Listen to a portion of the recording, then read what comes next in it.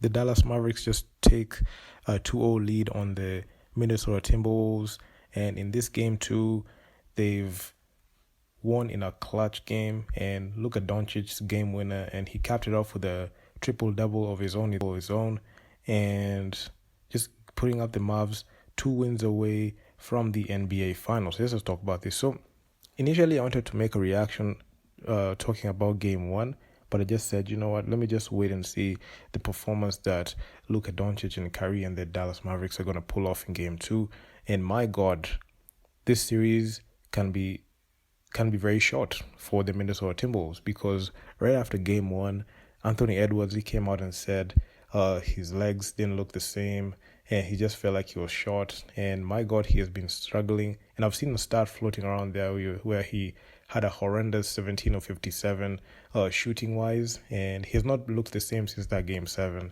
And I must say, Rudy Gobert just got cooked again, and this was in Game 2. He just got cooked again by Luka Doncic, and that game winner that Luka Doncic just hit on Rudy Gobert to seal off Game 2 was the deciding thing that has just completely shifted the narrative on whether Rudy Gobert is a good defensive player, because he won the Defensive Player of the Year this year, and every single time he wins, you're seeing him get exposed. You've seen him not look as intimidating on defense and as aggressive on defense. And look at Doncic, despite being one of the slowest and most elegant player and offensive player, Rudy Gobert's footwork was not good enough to be able to guard Luka Doncic in that game winner.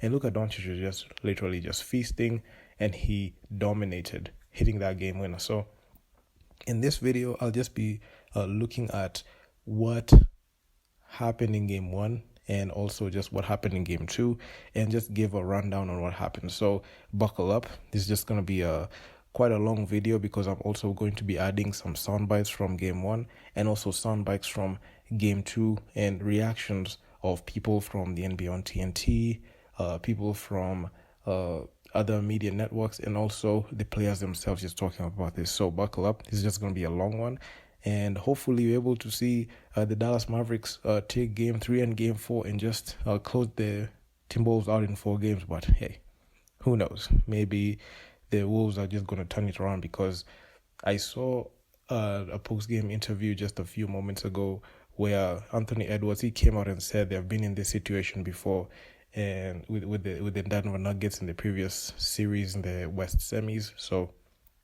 this is not something new to them, and they're not panicking. But I must say, their legs just don't look the same. They just look short. And even Charles Barkley came out and said that. And then fourth quarter, you took over. What got you rolling there?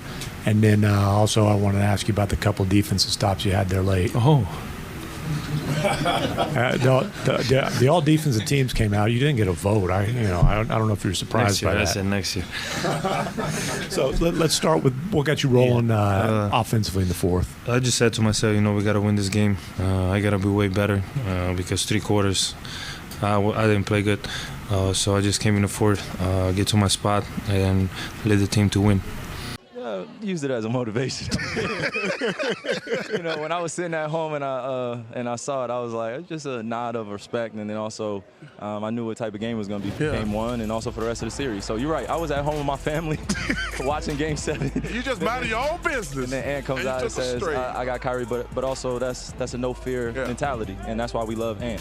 So coming out tonight, I knew that he was going to pressure me a little bit, but I knew that they were coming off a Game 7, grueling game, so their legs were biting them a little bit tonight. So hopefully Game 2, they come back and they settle a little bit more, but we'll be prepared. What are you thinking early on in the game when you're sitting there and watching Kyrie just getting one of his grooves? Wow. Wow. That's what I got to say. He's an amazing player.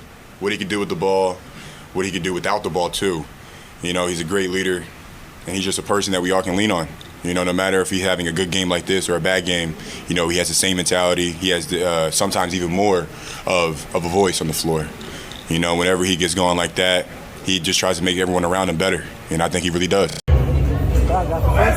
Oh, man, Game 1 is done with, man. Might as well wash our hands with it, because we know Game 2 is going to be a grueling one, but we'll take this one, baby. 1 down. Ready to go. said it. How big was that one, though? Oh, big. Especially here, it's tough place to play. Very tough place. It's a great team, so very tough game. Yeah, big. Especially here, it's tough place to play. Very tough place against a great team, so very tough game. What did you see from Kyrie in the first half, and how critical was it for him to come out firing like that? Big time, like I say, he probably would be down 20 if he wouldn't score that many points. So I appreciate him keeping us in the game. His lob pass breakup, if he can jump that high defensively, does that mean that he has lob dunks and is on the offense? Are you going to be calling him plays? It's the Luka shoes. It's got to be the Luka shoes. Those are special shoes. Like MJ has special shoes, Luka has special shoes for his vertical. I don't know what he did at the combine for his vertical, but I don't think he wants us to know. Well, he'll let it know. Brady did the 40-yard dash. That was known. So when you look at what Luka, but it's just, special players make special plays, and a lot of times it's not always on the offensive end. Looking at game one, Luka Doncic, he led a strong finish for the Dallas Mavericks, hitting on crucial shots down the stretch, coupled by a couple of fouls that he drew, and also playing some strong defense. So the Mavericks might not be the favorites in yet another series, but they stole home court advantage for the Minnesota Timberwolves. Like I said, the Wolves have just not looked the same, and Luka Doncic had 15 of his 33 points in the fourth quarter, and Kyrie Irving, he scored 24 of his 30 in the first half to lift the Mavericks to a 108-105 victory over the Timberwolves in game one. So Dallas had a 62-38 advantage in points in the paint to offset 6 of 25 shooting performance from downtown. Their 3-ball, for some reason, was just not going in, but the good thing about the Dallas Mavericks is you can never count them out from the shooting the 3-ball, because they just hit the shots that really, really count. So Luka Doncic, he came out and said, we made the important ones. He was referencing the shots on the perimeter. Luka Doncic, he scored 7 straight points over 63 seconds early in the fourth to fuel a 13-0 run by the Mavericks for a 97-89 lead. So the Dallas Mavericks trailed 102-98 after a 3-pointer by Anthony Edwards with 3:37 left before an 8-0 run. So the Wolves didn't stop until a tip-in 10.5 seconds to go. But for the first time in 6 tries under coach Jason Kidd, the Mavericks won their first playoff game of a playoff series. So you can see the Dallas Mavericks, they just know what they're supposed to do, especially when you have Luka Doncic and Kyrie. I must say, arguably, they are the best backcourt in this season. I don't want to say the league all time, but this season and in this postseason, they're the best backcourt left. So Jaden McDaniels had his third straight 20 plus minus game with 24 points for the Wolves, but Edwards, who earned his first All-NBA selection prior to the game on the second team, was stifled for 19 points in a team effort from the Mavericks. So Karl Anthony Towns needed a late burst to get to 16 points and finish 6 of 20 from the floor. So the terrible offense down the stretch, bad shots, turnovers, no composure. So coach Chris Finch, he came out and said that, and he also added he got to get better in clutch moments. But all I'm just saying is this, right? The Dallas Mavericks just had the fresh legs. The Minnesota Timberwolves, they poured in everything in that Game 7 against the Nuggets, and they just don't look the same, and they've still yet to recover from that series. So we have seen this same story play out in the Boston Celtics versus Pacers series, which I made a video just talking about it, and this is something that is glaring.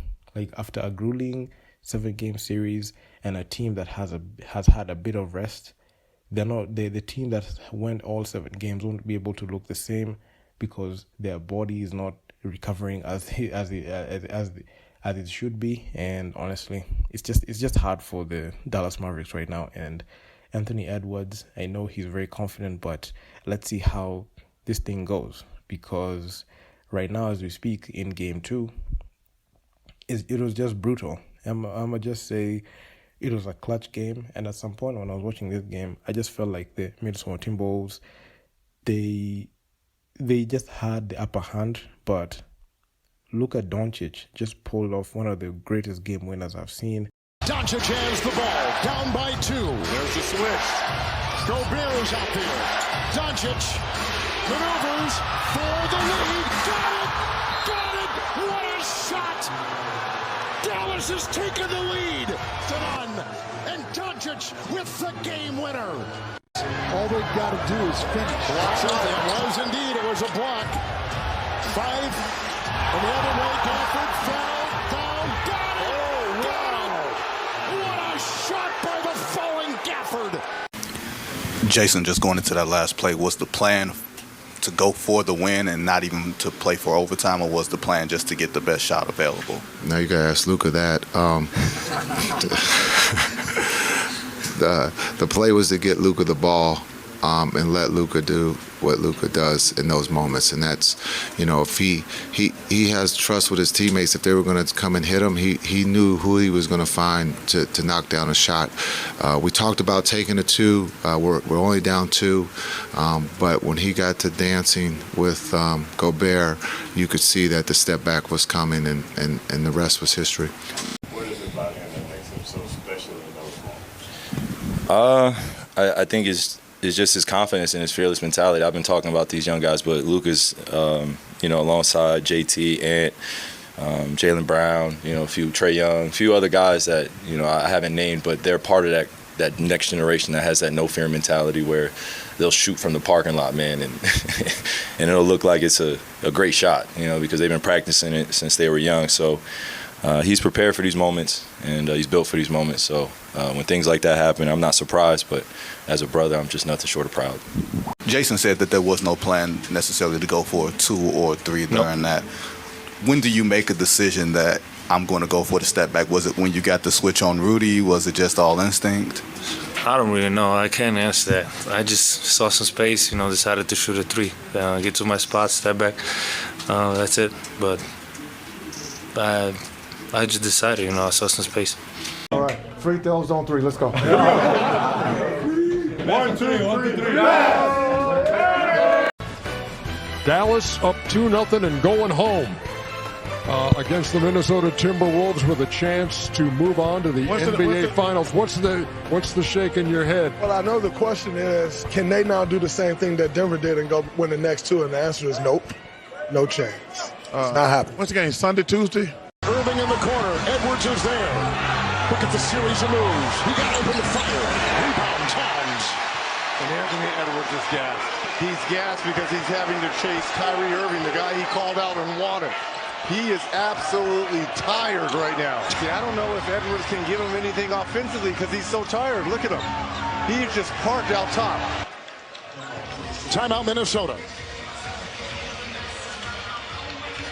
Down the ball. And tap it in.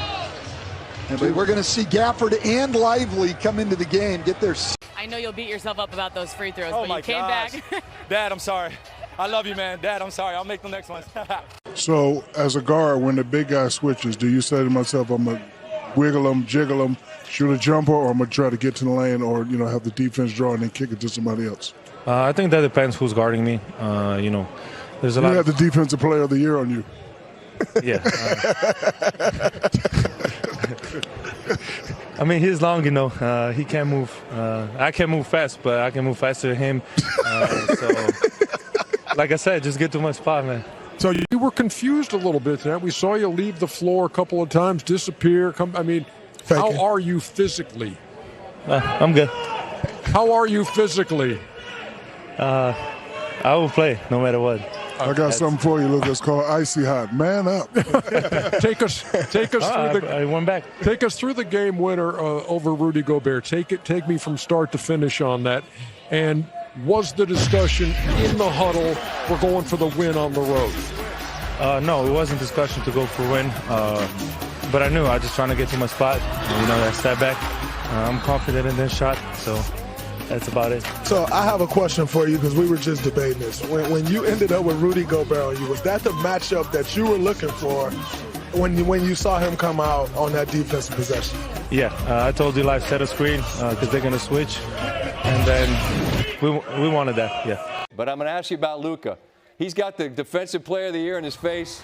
He does his thing, hits a three, and he's roaring in his face, letting him know you can't check me. How do you describe what Luka gives you guys night in and night out, and specifically tonight at the end? It's just magic. I mean, it's Luka magic. He's special on both ends of the floor. He can do pretty much everything with the basketball. So, I mean, at the end of the game with the ball in his hands, we have all the confidence in him to do what he does, and I'm just happy he made that shot. And obviously we're happy we're going back to Dallas too.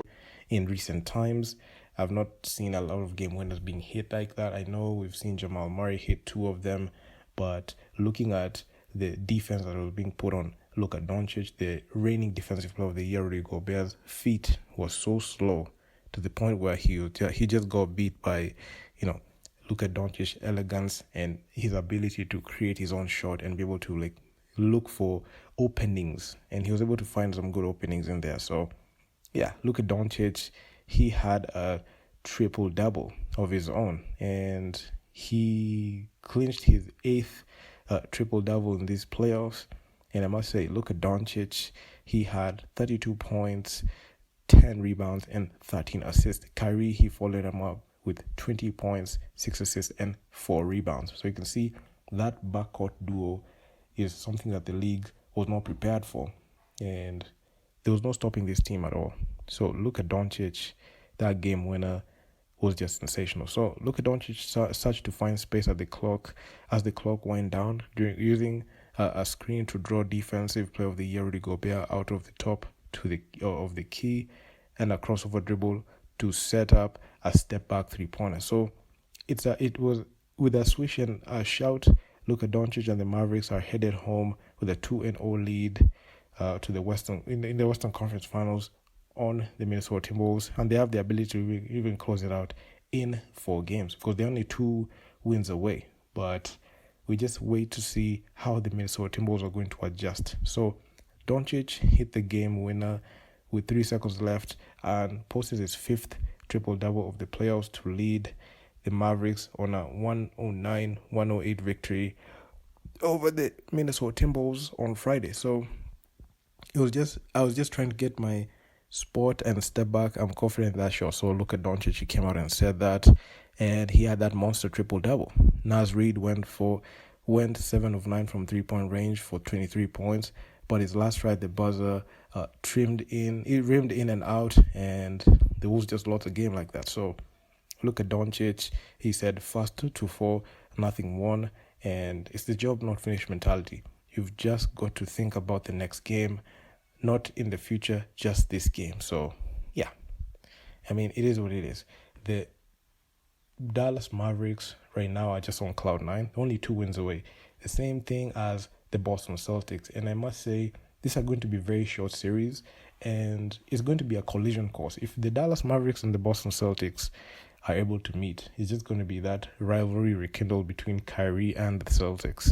And it's just going to be one hell of a series. So hopefully the Dallas Mavericks are just going to be able to go ahead and take care of the job and get the job done. So Kyrie Irving had 13 of his 20 points in the fourth quarter, including a corner 3 with 1:05 left that pulled the Mavericks within 2. Then the Wolves sandwiched turnovers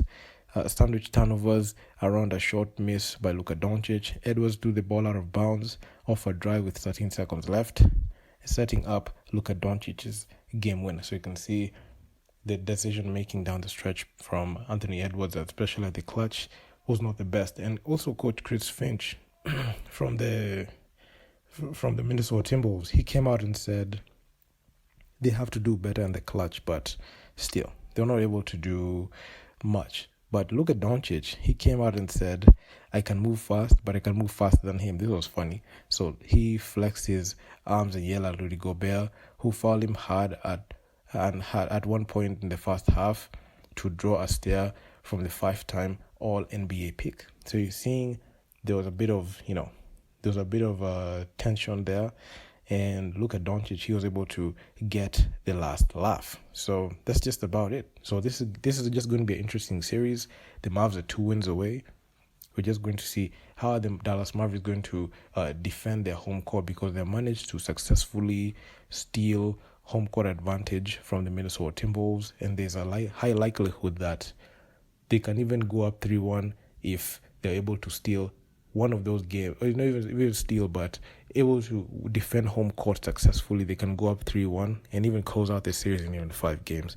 Same case as the Boston Celtics. As the Boston Celtics on the other side in the East Finals, they're able to steal a 1 game on the road on the Pacers' home floor, where the Pacers have not been able to lose any game. There's a high likelihood that the series can even end in 4 to 5 games if the Dallas Mavericks and the Boston Celtics really want to finish off these conference finals. But that's just my opinion. So do drop me your comments in the comment section down below on what you think about this series, because honestly, I feel like this is very entertaining, and I can't wait to see the eventual outcome of this. So stay tuned to that, and I'm going to see you guys in the next one. Peace out.